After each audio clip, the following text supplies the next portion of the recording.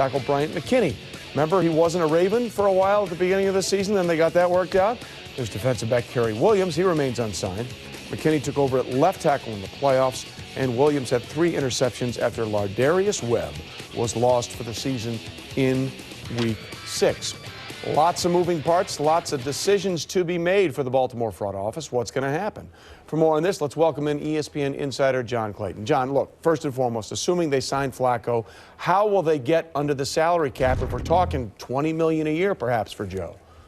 Yeah, well, one thing, they have to structure it so that they can at least free up some money, because they can't obviously have a $20 million cap number on Flacco, and I think they can probably get it in a $10 million, $8 million range as far as the cap number. Ray Lewis will save them some money too, and I'm sure they're going to have to redo some contracts, maybe release a few players to try to do it. Everybody gets under the cap, and they have good cap management with the Baltimore Ravens, and so that's going to put more pressure on them getting young players in the draft. Ozzie Newsome's been very good about that, so they'll find a way to do that, but it doesn't give them a lot of leverage to go outside the organization and bring players in. That's why they've got to make key decisions on who to keep and then who not to keep. Yeah, and it looks like the salary cap's going to be flat this year. So which free agent, aside from Flacco, are they most likely to re-sign, John?